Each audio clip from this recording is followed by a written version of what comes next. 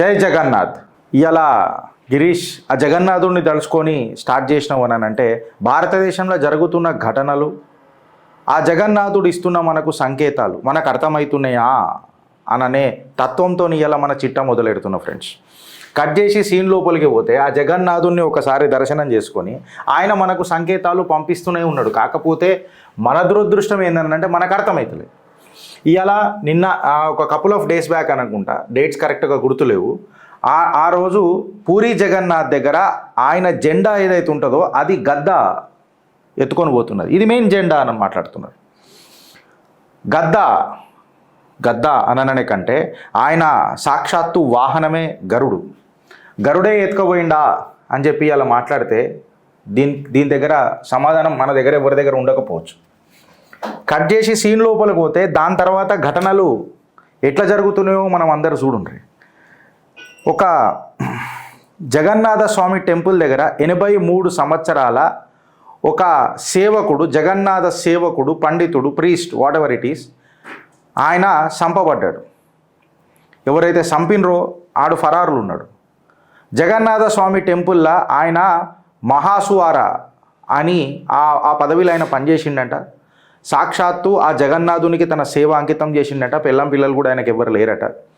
ఆయన పేరు మన జగన్నాథ దీక్షిత్ అనట. మళ్ళీ ఆయనని ఏదో చిన్న గొడవైందట. పూజలు సేవ అందించుకున్న తర్వాత స్వామివారికి ఆయన 3 గంటలకు తన ఇంటికి వస్తే ఎవడో మన నారాయణ్ పట్టజోషి అని ఎవరో ఉన్నారట. ఆయన ఏదో చిన్న గొడవ జరిగి ఆయన నూకేస్తే ఆయన పోయి పడిపోయిందట, చచ్చిపోయిందట. సీసీటీవీ సర్వేలెన్స్ చూసిన తర్వాత ఇవన్నీ జరిగినాయట.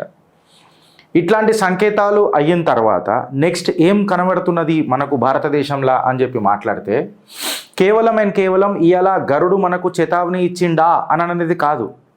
ఆయన వాహనం గరుడు గాలిలో ఎగురుతాడు. ఇవాళ గాలి మోటార్ కూడా కింద పడ్డది. కంప్లీట్గా గాలి మోటార్ కూడా కింద పడ్డది. ఆ కాడికి వస్తే ఇవాళ గాలి మోటార్లతోనే యుద్ధాలు జరుగుతున్నాయి. ఇన్ఫ్యాక్ట్ డ్రోన్స్ ఏం చేస్తున్నాయో రష్యాలో కూడా మనం చూసినాం. నిన్న ఇజ్రాయెల్ ఇరాన్ లొల్లి కూడా చూసినాం. ఇదంతా ఎట్లా నడుస్తున్నది అని అంటే గాలిలలోనే నడుస్తున్నది. మేఘాల మీద భీకర దాడులు జరుగుతున్నాయి. ఈడికి ఆగిపోయిందా గిరీష్ అని అంటే ఆస్ట్రో శర్మిష్ఠ అని చెప్పి ఈమె ఆస్ట్రో శర్మిష్ఠ అని ఈమె ఎప్పుడు ప్రిడిక్ట్ చేసింది అని అంటే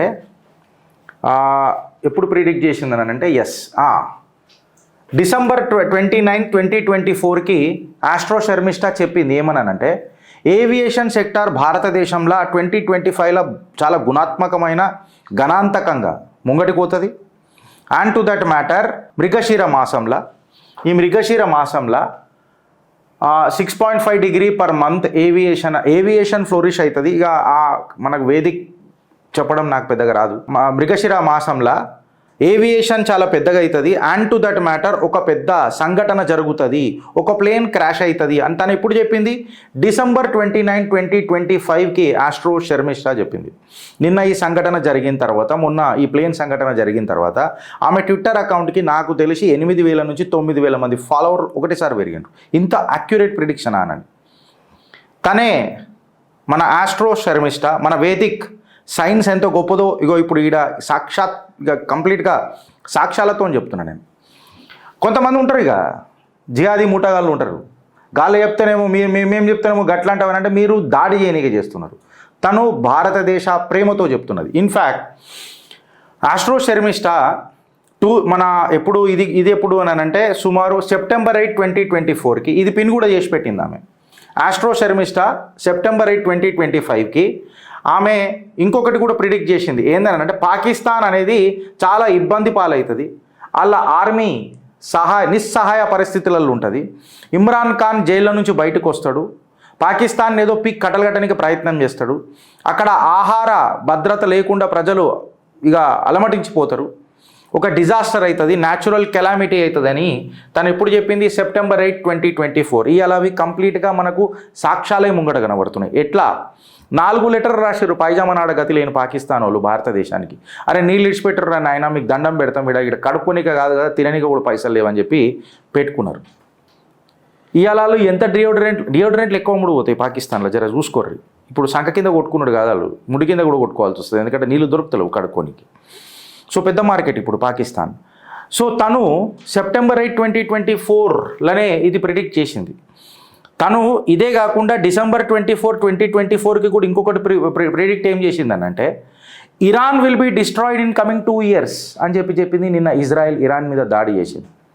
ఇంకొక వచ్చే 2 సంవత్సరాలల్లా ఇరాన్ మీద భీకర దాడి జరుగుతుంది. రాహు ఇంకా ఎవరైతే Ketu, Saturn, what ever it is ఎవరైతే ఉన్నారో వాళ్ళంతా అవి ఆ గ్రహాలు మంచిగా లేవు అని చెప్పింది. దాని తర్వాత తను ఇంకొకటి కూడా ఏం చెప్పింది అని అంటే Iran will start regaining strength after 2027 like Kejriwal. ఇది చాలా ఇంపార్టెంట్ స్టేట్మెంట్. మళ్ళీ ఇరాన్ గట్టిగా అవుతుంది ఎప్పుడు 2027 తర్వాత కేజ్రీవాల్ లాగా. మళ్ళీ ఒక ఇస్లామిక్ కంట్రీ పుట్టబోతుందా అని అంటే పుట్టబోతుంది అని చెప్పి ఆస్ట్రో శర్మిష్ట నిన్న కళ్ళకు అద్దినట్టు స్క్రీన్ షాట్స్ నేను యాజ్ ఇట్ ఈస్గా పెట్టిన ఆధారాలతో మీ చిత్రకు. ఇక్కడ కాగిపోయింది అని అంటే నేను పొద్దున మనం మంచి మాట్లాడుకోవాలి కూడా చెప్తున్నా. కాకపోతే చెడు కూడా పరిచయం చేయాలి కాబట్టి ఇగో ఈ పేరు కూడా జర గమ్మత్తుగానే ఉన్నది. ముడసిర్ మహమూద్ అంట. మళ్ళీ ముడాసిర్ మహమ్మద్ అని అనాలనా, ఇన్ని ముడసిర్ మహమ్మద్ అని అనాలనా అని పేరే గట్లున్నది. నన్ను తప్పర్థం చేసుకోవద్దు అని పేరు అట్లున్నది. ఈడేమని రాసిండు, ఇటు డిలీట్ చేసిండు. ఈడేమని రాసిండంటే ఏక్ దో దిన్ మే కుచ్ బడా హాద్సా హోనే వాలా హై, జైసా కోయి ప్లేన్ హాద్సా, కిసి రాజనేతా కి హాద్సా, ఎక్సెట్రా కి విధాయక్ కి మోద్ అని చెప్పి వీడు రాసిండు. ఇక అని పేరు ఊకుక తీసుకుంటానండి నేను. సారా ఆడమ్స్ కూడా రాసింది. You get the biggest attack that India will ever see on its soil in the currently being planned in Afghanistan. Good luck with that అని చెప్పి బీప్ పెట్టి యువర్ సెల్ఫ్ అని చెప్పి పెట్టింది. ఎప్పుడు పెట్టింది? 9/6/2025కి పెట్టింది. 12/6కి అది అయింది. ఈడెప్పుడు పెట్టిండు? 2 రోజుల కింద పెట్టిండు అని అంటే నాకు తెలిసి 10వ తారీఖు పెట్టిండు ఈడు మహమ్మద్ గారు. మళ్ళీ ఇటు ప్రొఫెషన్ అయింది జర్నలిస్టు. ఉంటాడు బీహార్ పాట్నాలు ఉంటాడు. ఈడు డిలీట్ చేసిండు. ఇప్పుడు ఈడు డిలీట్ చేసిండు. ఒకడు తౌఫిక్ అహ్మద్ అని. ఇగో వీళ్ళ విషయం చూడురి. బతాओ अहमदाबाद में ये दुर्घटना हो गई और मैं यहाँ कबाब पेल रहा हूँ, तुम्हारे अम्मा बाबा का काट के पेल रहे होंगे कबाब. నేను ఇట్లనే మాట్లాడతా. Because for me my country is more important than anything. देश से बढ़कर कुछ नहीं. बिकॉज इस माटी को हम माँ कहते हैं. ఇక్కడ కాగిపోయింది అని అంటే నువ్వు డిలీట్ ఎందుకు చేసినావు రాబోయ్ అని చెప్పి మాట్లాడితే నన్ను ట్రోల్ చేస్తారు కదా అని చెప్తున్నాడు. మళ్ళీ నీ పేరుని పెట్టుకొని ఇప్పుడు ట్రోల్ చేస్తారు. చూడు ఫ్రీగా నీ పేరు మీదనే ట్రోల్ అవుతారు. అరే సో ఇసుంటోళ్ళు కూడా ఇక మనకు కనబడతారు. అయితే కట్ చేసి సీన్ లోపలికి పోతే కోర్స్ ఈ ఫోటో మన ఇండియాది కాదు, నేను ఎక్కడనో జరిగింది యానిమేటెడ్ పిక్చర్ తీసుకున్నా. బట్ బోయింగ్ అని కనపడాలని చెప్పి తీసుకున్నా. మళ్ళీ ఏది గిరీష్ పక్కకేదో పింక్ కలర్ పెట్టినావు అని అంటే విఆర్ఎస్ జనరల్ కావు, అది fuel line of the 787 dream liner fuel lines. నిన్న మనం 4 ప్రిడిక్షన్స్ ఇచ్చినాం ఫ్రెండ్స్. ఫస్ట్ ఏమో అసలు పైలట్లు తప్పు చేసిరా, సెకండ్ ఏమో ఏదన్నా బర్డ్ వచ్చి లేకపోతే ఏదన్నా వచ్చి ఇంపాక్ట్ అయిందా ప్లేన్కి, థర్డ్ వచ్చేసి టెక్నికల్ గ్లిచెస్ మనం కనిపెట్టలేకపోయినామా, ఫోర్త్ ఏదైనా ఎక్స్టర్నల్ ఏజెన్సీస్ వచ్చి ఇంట్లో ఏలుపెట్టినాయా. అయితే ఫస్ట్ 2 క్లియరెన్స్ అయిపోయింది. అంటే పైలట్లు ఏం తప్పు చేయలే, వాళ్ళకు ఫ్లయింగ్ అవర్స్ కూడా మంచిగా ఉన్నది అండ్ ఎక్స్పీరియన్స్ కూడా మంచిగా ఉన్నది, వాళ్ళు ఎక్కడ కూడా తప్పు చేయలే. అండ్ మోర్ ఓవర్ వాళ్ళకు దొరికింది కేవలం 38 to 40 seconds మాత్రమే అని చెప్పి చెప్తున్నారు ఎవరు? ఏవియేషన్ నిపుణులు. ఈ టైంలలో వాళ్ళని అనడం అనేది మూర్ఖత్వం అవుతుంది కాబట్టి అది రూల్డ్ అవుట్ అయిపోయింది. సెకండ్ పాయింట్ ఏదనంటే ఏదైనా ఫ్లైట్ ఎగురుతున్నప్పుడు బర్డ్ వచ్చి గుద్దిందా, 2 పిట్టలు వచ్చి గుద్దినాయా జంటల లెక్క, అవి కనుక్కొని వచ్చినాయా, మళ్ళీ ఎక్సెట్రా అని మాట్లాడిండ్రు. అవి కూడా ఏం కొట్టలే, బికాస్ ATC క్లియరెన్స్ ఇచ్చినాకనే ఫ్లైట్ లేచింది. అయితే ఇక్కడ మొదలవుతుంది అసలైన ఆట. టెక్నికల్ గ్లిచ్ ఏదైతే ఉన్నదో ఎక్స్టర్నల్ ఏజెన్సీ గురించి నిన్న మాట్లాడుకున్నాము. ఇక అవి దర్యాప్తు సంస్థలు చూడాలి, whether it may be CIA or too. ఎందుకంటే CIAకి లక్షణాలు ఉన్నాయి, ప్లేన్లు గులగొట్టే చరిత్ర కూడా ఉన్నది వాళ్ళకు. హోమీ బాబా కాడికి మనం చూసుకుంటే. సో నేను అక్కడికి వెళ్తలేను బికాజ్ ఆల్రెడీ మనం అది మాట్లాడినాం. నిన్న చిత్రగుప్తులో కూడా మనం మాట్లాడినాం. ఇది technical glitch, Turkish technicians working as a maintenance experts అని చెప్పి మనం మాట్లాడినాం. ఏదైతే మరమ్మత్తు చేస్తారు కదా బోయింగ్కి, వాళ్ళ మీద మనం చాలాసేపు మాట్లాడినాం.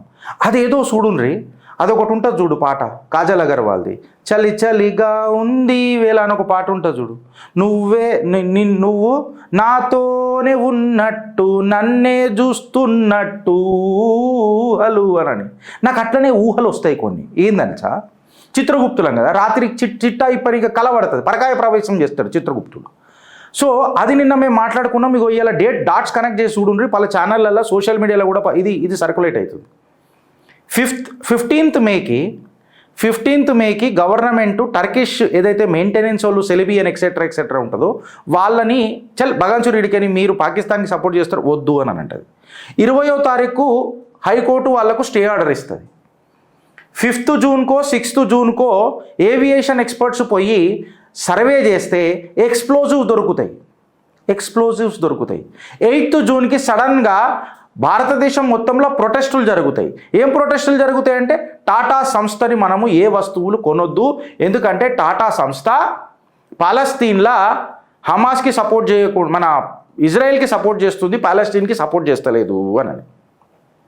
ఇది ఎవడెవడు చేస్తాడు? డాట్స్ కనెక్ట్ చేసుకుంటారు. ఇక ఇది ఎవడెవడు చేస్తాడు అని అంటే జమాతే ఇస్లామియా చేస్తుంది.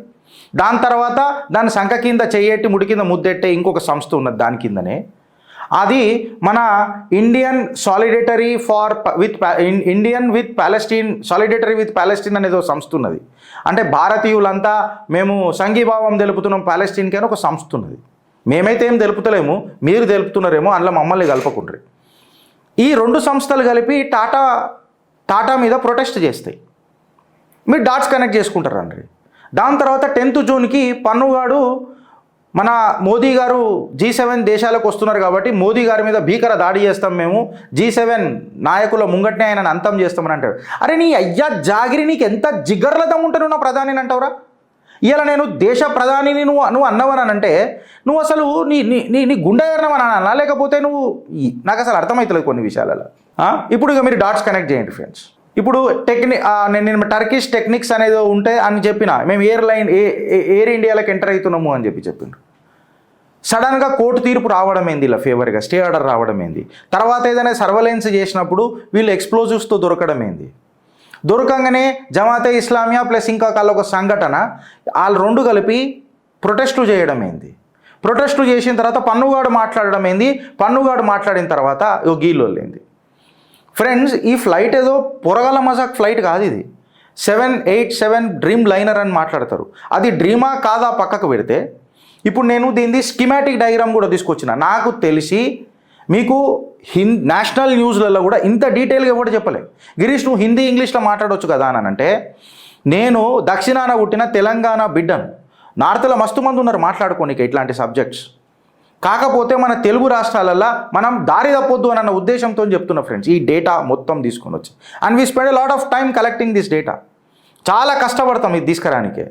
బేరే మినిమం మీరు మాకేమైనా మద్దతు తెలుపగలుగుతారని అంటే ప్లీజ్ మా కంటెంట్ నచ్చితే నలుగురికి షేర్ చేయండి. అయితే ఈ పింక్ లైన్ ఏదైతే నేను చెప్పినా చూడు, ఇక్కడ ఫ్యూయల్ ఉంటుంది, plus central part of the ప్లేన్లో కూడా ఫ్యూయల్ ఉంటుంది. అయితే ఈ 2 ఎప్పుడైతే ప్లేన్ కింద పడితే డ్యామేజ్ కాకుండా ఈ పార్ట్ల వీళ్ళు నైట్రోజన్తో ఫిలప్ చేసి పెడతారు. సో దట్ నేను ఏదో పొరగల మాటలు మాట్లాడతలేను, నాన్న ఆధారాలు తీసుకొని వచ్చిన. ఒక నైట్రోజన్ జనరేషన్ సిస్టమ్ అని అంటారు, దాన్ని NGS అని అంటారు. అంటే ఏదైనా పేలిన ఎక్స్ప్లోజన్స్ కాకుండా, ఫైర్ కాకుండా ఆ నైట్రోజన్ని పెడతారు, నైట్రోజన్ పంపులు పెడతారు ఈ మధ్యలో. ఇప్పుడు కంప్లీట్గా ఏదైతే డెక్ ఉంటుందో, పైలట్ కూర్చుంటాడో అక్కడ కంప్లీట్గా కంట్రోల్స్ ఉంటాయి. ఆ కంట్రోల్స్ని కూడా నేను ఇక్కడ తీసుకొని వచ్చి పెట్టిన. ఇక్కడ లెఫ్ట్ రైట్ నాజిల్ ఉంటుంది. దాని తర్వాత అంటే స్కీమాటిక్ డయాగ్రామ్ తీసుకొచ్చిన, అంటే ఎగ్జాక్ట్లీ ఇట్లానే ఫోటో ఉంటుందా గిరీష్ అని అంటే నాకు తెలియదు. ఇప్పుడు నేను ఒక ఆటోమొబైల్ ఇంజనీర్ని, ఒక బండి వైరింగ్ డయాగ్రామ్ ఎట్లుంటుంది అని అంటే మాకు ఒక స్కీమాటిక్ డయాగ్రామ్ ఇస్తారు. ఇప్పుడు బాడీ స్కెలిటన్ ఉన్నది అని అంటే దానికి ఒక స్కీమాటిక్ స్కెలిటన్ ఇస్తారు. అట్లా ఆ స్కెలిటన్ నిన్ను పెట్టే ప్రయత్నం చేసిన. అయితే ఇప్పుడు ఇక్కడ ప్రాబ్లం ఏందని అంటే, ఈ బోయింగ్ ఫ్లైట్లో ఒక డ్రాబ్యాక్ కూడా ఉన్నది. ఇప్పుడు ఫర్ ఎగ్జాంపుల్ నేను మెయిన్ ఫ్యూయల్ పంపు బంద్ చేసింది అనుకో, దాన్ని మళ్ళీ పైలట్ తన డెక్ నుంచి యాక్టివేట్ చేసుకునే ఆస్కారం ఉండదు. అయితే ఇప్పుడు ఇంజన్లు ఎక్కడెక్కడ ఉన్నాయి గిరీష్ అని అంటే, దీనికి ఇంజన్లు ఇవి, దీనికి 4 ఇంజన్లు ఉన్నాయా, 3 ఇంజన్లు ఉన్నాయా, 2 ఇంజన్లు ఉన్నాయి. బట్ రెండు ఇంజన్లు అయితే మన బోయింగ్ దీనికి 2 ఉన్నాయి, ఇక్కడ ఒకటి అక్కడ ఒకటి ఉన్నది. ఇండ్లకు ఫ్యూయల్ పంపు ద్వారా హై ప్రెషర్లో ఫ్యూయల్ వస్తుంది. ఇప్పుడు మనం కార్లో కూడా చూస్తాం ఫ్యూయల్ పంప్ ఉంటుంది. ఫ్యూయల్ పంప్ ఎందుకు పెడతారు అని అంటే, ట్యాంకుల నుంచి సక్ చేసి మన ఇంజన్ ఏదైతే ఉంటుందో కార్ది అందులో హై ప్రెషర్గా ఆటోమైజ్డ్ చేయాలి. అంటే ఇట్లా స్ప్రే లెక్క చేయాలి, చిన్న చిన్న అటామిక్ పార్టికల్ లెక్క స్ప్రే చేస్తే అప్పుడు కంబషన్ అవుతుంది. సో హై ప్రెషర్గా ఈ ఇంజన్లో పంపు చేసే తత్వం ఈ పంపులది ఉంటుంది. అయితే ఎప్పుడైతే నువ్వు మెయిన్ వాల్వ్ బంద్ చేసినావు చూడు, మెయిన్ వాల్వ్ బంద్ చేసినావు అనుకో ఫర్ ఎగ్జాంపుల్, అంటే ఇప్పుడు నీ కార్లలో ఇది నీ కార్ అనుకో బ్రదర్, ఇది నీ కార్ అనుకో, ఫ్యూయల్ గీడ పెడతా, గీడ ట్యాంకులు గీడ ఉంటుంది నీకు, గీడ నేను డీజిల్ ఓపిస్తాను. అయితే గీడ ఓపించిన ఒకటి ట్యాంక్ ఇదే ఏరియాలో ఎన్నో ఉంటుంది, నీ ఇంజన్ ఏమో గీడ పాడవుతుంది. నీడికి నువ్వు పంపు పెట్టుకొని గుంజుతావు. అయితే ఇప్పుడు నేను ఏం చేస్తున్నాను అంటే మెయిన్ ట్యాంక్ బంద్ చేస్తున్నా. ఇగో ఈ పార్ట్లో మెయిన్ ట్యాంక్ వాల్వ్ ఏదైతే ఉందో దీన్ని బంద్ చేస్తున్నా. అప్పుడు ఏమవుతుందంటే ఈడి దాకా ఏదైతే ఫ్యూయల్ లైన్లలో పైపులు ఉన్నాయో ఆ పైప్లలో అయితే డీజిల్ ఆల్రెడీ ఉంటుంది కదా, అది ఆల్రెడీ మొత్తం సక్షన్ కాదు కదా ట్యాంక్ లోపలికి, అది అక్కడనే ఉంటుంది. ఆ ఉన్నది ఏం చేస్తుందనంటే ఒక 40 సెకండ్ల వరకు 45 సెకండ్ల వరకు ఫ్లైట్ని టేక్ ఆఫ్ చేయడానికి ప్రయత్నం చేస్తుందట. మీరు జాగ్రత్తగా నుండ్రి. నేను మెయిన్ ఫ్యూయల్ పంప్ బంద్ చేసిన, మెయిన్ ఫ్యూయల్ పంప్ బంద్ చేస్తే ఇప్పుడు ఫర్ ఎగ్జాంపుల్ ఫ్రెండ్స్ ఈడికేను ఓపిస్తారేమో, ఫర్ ఎగ్జాంపుల్ అనుకుందాం ఇక్కడ జనరల్ దీని కింద ఉంటుంది దీని ఫ్లైట్లకు మీరు చూస్తే ఎప్పుడన్నా వాడు వచ్చి ఇట్లా మీరు రెక్కల కింద ఇట్లా పెడతాడు, మీరు ఫ్లైట్లో పోయి చూస్తే. సో సంథింగ్ ఇక్కడనో మధ్యలో ఎన్నో పెడతాడు, ఇక్కడ నుంచి పెడతాడు, అక్కడ నుంచి మళ్ళీ నిండుతుంది. దాంతో పంపు ద్వారా మొత్తం దాన్ని స్టెబిలైజ్ చేస్తారు, ఈక్విలిబ్రియం మెయింటైన్ చేయడానికి, బ్యాలెన్స్ చేసుకోనికే చేస్తారు. ఒకటి బ్యాలెన్సర్ పంపు కూడా ఉంటుంది, మళ్ళీ డైరెక్ట్గా ఒకటే పంపు కాకుండా బ్యాలెన్సింగ్ చేసే పంపు కూడా ఉంటుంది. ఎందుకంటే వెయిట్ రేషియో అనేది మానిటర్ కావాలి కదా ఫ్లైట్లో. సో టూ మచ్ ఆఫ్ టెక్నికల్గా పోకుండా ఇప్పుడు నేనేమంటున్నానంటే మెయిన్ పంపు నేను బంద్ చేసిన. మెయిన్ పంపు బంద్ చేయగానే ఈ ఇంజన్లోకి వచ్చే ఫ్యూయల్ ఏదైతే ఉంటుందో ఈ లైన్స్లలో ఫ్యూయల్ ఉంటుంది, ఈ లైన్స్లలో ఉన్న ఫ్యూయల్ సుమారు 45 సెకండ్ల పాటు ఫ్లైట్ని గాలిలోకి తీసుకుపోయేంత టైం ఉంటుందంట. 45 సెకండ్ల తర్వాత ఏమవుతుంది అంటే ఫ్యూయల్ లేకపోయేసరికి ఏమైంది, దాని హైడ్రాలిక్ సిస్టమ్స్ జామ్ అయిపోతాయి. ఎందుకు జామ్ అవుతాయి అంటే ఇంజన్, ఇప్పుడు ఫర్ ఎగ్జాంపుల్ నువ్వు కార్ స్టార్ట్ చేయకుండా స్టీరింగ్ తిప్పగలుగుతావు అని కార్ది, హైడ్రాలిక్ సిస్టమ్ జామ్ అయి ఉంటుంది. ఎందుకు జామ్ అవుతుంది రాబోయ్ అని అంటే దానికి పంపు ఆన్ కాదు. పంపు ఎప్పుడు ఆన్ అవుతుంది అంటే నీ ఇంజన్ ఆన్ ఎప్పుడు అవుతుంది. నీ ఇంజన్ సక్రమంగా ఉంటే నీ స్టీరింగ్ పంపు చక్కగా ఉంటుంది, నీ స్టీరింగ్ పంపు చక్కగా ఉంటే నీ స్టీరింగ్ ఈజీ తిరుగుతుంది నీ కార్లో. Simple technique. ఇక్కడ కూడా అంతే, నీ ఇంజన్ ఆన్ అయితే నీ హైడ్రాలిక్ సిస్టమ్ ఆన్ అవుతుంది. నీ హైడ్రాలిక్ సిస్టమ్ ఆన్ అయితే నీ ఫ్లాప్స్ ఏవైతే ఉంటాయో ఇవి ఫ్లాప్స్ ఇవి ఓపెన్ అయ్యే ఛాన్స్ ఉంటుంది, థ్రస్ట్ తీసుకునే కెపాసిటీ ఉంటుంది. ఇప్పుడు ఇది ఏమైపోయింది అని అంటే నీ ఫ్యూయల్ సప్లై చోక్ అయిందా, నీ ఫ్యూయల్ సప్లై చోక్ అయినందుకు నీ పైప్ లైన్స్లో ఏదైతే డీజిల్ ఉండనో ఆ డీజిల్నే ఉపయోగించుకొని 45 సెకండ్స్ పాటు ఇది గాలిలో ఎగిరిందా, ఎగిరిన తర్వాత దానికి ఫ్యూయల్ సప్లై లేదు కాబట్టి ఇంజన్ షట్ డౌన్ అయిపోయింది. ఇంజన్ షట్ డౌన్ కాగానే హైడ్రాలిక్ సిస్టమ్ షట్ డౌన్ అయింది. హైడ్రాలిక్ సిస్టమ్ షట్ కాగానే ఫ్లాప్స్ ఓపెన్ క్లోజ్ కావు. అప్పుడు పైలట్ దాన్ని ఎట్లా తిప్పగలుగుతాడు, మనూవర్ ఎట్లా చేయగలుగుతాడు. సో అందుకే ఎట్లయితే ఎగిరిందో అదే స్ట్రైట్ లైన్లో కుప్పకూలింది ఇట్లా పోయి. అది ఇప్పటికీ ఇది ఏవియేషన్ నిపుణులు కన్క్లూడ్ చేసిన సబ్జెక్ట్. ఇంట్లో ఎక్స్టర్నల్ ఏజెన్సీ కోణం ఉందా అని అంటే ఇక మా ఈ లాట్స్ కూడా డిసైడ్ చేయాలా, మళ్ళీ వాళ్ళకి ఎందుకు స్టే ఆర్డర్ ఇచ్చిండ్రు. ఈ డాట్స్ అన్ని కనెక్ట్ చేస్తుంటే దీని మీద ఒక పెద్ద దర్యాప్తే జరగాల అని అన్నది ఒక భారతీయుడు లెక్క నేను వ్యక్తం చేస్తున్న ఒక పెద్ద అనుమానం. ఎక్స్టర్నల్ ఏజెన్సీస్ కూడా ఉంటాయా అని అంటే ఇప్పుడు వీళ్ళకు మెయిన్ వాల్ బంద్ చేసే అంత కెపాసిటీ అగర్గుడిది నిజమైతే ఈ మెయిన్ వాల్ బంద్ చేసే ఐడియా ఎవడిస్తాడు అని అంటే ఫ్లైట్ గురించి బాగా తెలిసినోడే ఇస్తాడు. వాడు ఎందుకు చేస్తాడు, టైమింగ్ ఏమున్నది అంటే నా దేశ ప్రధాని ఫారిన్ టూర్లలో ఉన్నాడు. ఇది ఎప్పుడైతున్నది అని అంటే దేశం క్లిష్ట పరిస్థితులలో ఉన్నప్పుడు, ఎవరిని నమ్మే పరిస్థితులలో లేనప్పుడు, ఒక యూట్యూబర్ కూడా స్పై అవుతున్న సమయంలో ఇట్లాంటి దుర్ఘటనలు జరుగుతున్నాయి. ఎంతమంది మరణించిండ్రు? 242 మంది, 41 మంది మరణించిండ్రు. అందులో ఎవరైనా VVIPs ఉన్నారా? ఎస్ ఉన్నారు. ఇది ఎక్కడికి పోతున్నది? International flight. అందులో ఎవరైనా వెస్టర్న్ పీపుల్ ఉన్నారా అని అంటే ఖచ్చితంగా వెస్టర్న్స్, మన పాశ్చాత్య వేరే ఫారిన్ నేషనల్స్ కూడా ఉన్నారా గిరీష్ అని అంటే ఖచ్చితంగా ఉన్నారు. ఇంపాక్ట్ ఇప్పుడు ఇది ఎట్లయితుంది? గ్లోబల్ వైడ్ అవుతుంది. ఈ తప్పు ఎవరికి చేయాలా అని అంటే మోడీ తప్పు చేయాలా. డే 1 ఎట్లా షురు అవుతుంది అని అంటే అందరూ అబ్బా సింపథెటిక్, పాపము, వాళ్ళందరికీ ఆత్మధైర్యం ఇవ్వాలా పరమేశ్వరుడు అని చెప్పి కోరికలు స్టార్ట్ అవుతాయి. సెకండ్ ఏమవుతుంది అని అంటే అదాని ఆ పోర్ట్లన్నీ అదాని మెయింటైన్ చేస్తున్నాడు, మళ్ళీ కట్టలు కట్టడానికి సెక్యూరిటీ ల్యాప్సెస్ అంతా అదాని పేరు మీదకి రావాలా అని చెప్పి మొదలవుతుంది. దాని తర్వాత ఏం చేస్తారు, మెల్లగా అదానిని తీసుకొచ్చింది మోదీయే కదా అని చెప్పి ఇక మాట్లాడతారు, ఇక పీకుడు మాటలు మొదలెడతారు. ఇక దాని తర్వాత ఇంటర్నేషనల్ మీడియాలో పోయి మాట్లాడతారు. కాకపోతే ఈయన గురించి ఎందుకు మాట్లాడతలేరు అని అన్నది నా క్వశ్చన్. 2019-20లో కూడా వీడి దగ్గర క్వాలిటీ ఇష్యూస్ ఉన్నాయి. దాన్ని పరిగణనలోకి ఎందుకు తీసుకుంటలేరు? ఆన్ రికార్డ్ సెనేటర్ మాట్లాడిండు. మేము మాట్లాడిన తర్వాత నేను రిపబ్లిక్ ఛానల్లో కూడా వచ్చింది ఫ్రెండ్స్ ఇది. అంటే రిపబ్లిక్ ఛానల్ మమ్మల్ని కాపీ కొట్టిందని నేను అంటలేను. ఆయన తోపు, ఆయన తురుము. ఇంకా మేము ఆయనను కాపీ కొడతాం కానీ, మేము కాపీ కొడతాం కానీ మమ్మల్ని ఆయన కాపీ కొట్టేంత సీన్ లేదు ఆడ. కాకపోతే రిపబ్లిక్ ఛానల్ కూడా ఇదే లైన్ తీసుకున్నది మేము జర ఆనందంగా ఫీల్ అయినాం. అరే అమ్మ, మేము ఎవరినైతే ఇన్ఫ్లుయెన్స్గా తీసుకుంటామో, ఇన్స్పిరేషన్గా తీసుకుంటామో ఆ ఛానల్ కూడా ఇదే లైన్లో మాట్లాడింది కొంచెం. అంటే మేము రైట్ డైరెక్షన్లో ఉన్నాం సబ్జెక్ట్లో అనేది ఒక ఆనందం ఫస్ట్ టైం కదిలిగింది మాకు. It is a happiest moment for us. And ఇక్కడ సీన్ ఏందని అంటే ఈయన కొడుకుని ఎందుకు వదిలిపెట్టాలి? ఇక్కడ సెనేటర్ డైరెక్ట్ అడిగిండు, అరే మీరు క్వాలిటీ చూడకుండా ఏదైనా దుర్ఘటన జరిగిన తర్వాత వాళ్ళకు బిచ్చం వేసినట్టు పైసలు వేస్తే అది క్వాలిటీ అయిపోతుందిరా, మళ్ళీ పారామీటర్స్ అన్నీ ఏంద్రా అని అంటే వాడి దగ్గర ఆ రోజు ఆన్సర్ లేదు, ఈనాడు దాకా కూడా ఆన్సర్ లేదు. వాడి దగ్గర మ్యాన్ పవర్ చక్కగా లేదు. అందుకే డిమాండ్ అందులో ఇంకొకటి మీరు ఆలోచించాలి ఏందని అంటే ఫ్రెండ్స్, ఈ మొత్తం పంచాయతీల రెండు ఉన్నాయి మ్యానుఫ్యాక్చరర్లు ఈ ప్లేన్లు తయారు చేసేటి. ఒకటి బోయింగ్, ఇంకొకటి ఎయిర్ బస్. మన ఇండిగో అన్ని ఎయిర్ బస్సులు తీసుకుంటుంది. ఇప్పటిదాకా ఏంటంటే క్రాష్ అయింది అని అంటే అది కేవలం బోయింగ్లో అయినాయి మేజర్గా. ఎయిర్ బస్సులు కూడా అయినాయి, కాలేదని అంటలేను, బోయింగ్లు ఎక్కువ అయినాయి. ఇంకా అందులో దరిద్రం దండయాత్ర చేసేది ఏంది తెలుసా? నా దగ్గర డేటా కూడా ఉన్నది, పెట్టమంటే పెడతా. ఇండియన్ ఎయిర్లైన్స్ 1943తోనే ఏవైతే క్రాష్ అయినాయి చూడు, అవన్నీ ఇండియన్ ఎయిర్లైన్స్లే ఉన్నాయి. అంటే ప్రభుత్వంలో కాస్ట్ కటింగ్ పేరు మీద అడ్డగోలుగా తీసుకొని వచ్చి ఏదైనా పెట్టుడు షురూ చేసింది. ఇప్పుడు వేరే విషయం, ఇండియన్ ఎయిర్లైన్స్ ప్రైవేట్ అయింది అనుకుంటా కదా, ఇప్పుడు ప్రైవేటైజేషన్ పోయింది, అది వేరే విషయం. కానీ ఇంతకు ముందు కూడా క్రాష్ అయినాయి అన్నీ ఇండియన్ ఎయిర్లైన్స్లే, బోయింగ్లే. ఈ డాట్స్ కనెక్ట్ చేసుకుంటారు రండి ఫ్రెండ్స్ మీరు. 15th మే కాడికి తీసుకొని 10th జూన్ దాకా కనెక్షన్ చేసుకుంటూ వస్తే మీకు కంప్లీట్ పిక్చర్ అర్థమవుతుంది. ఎవ్వరిని నమ్మొద్దు.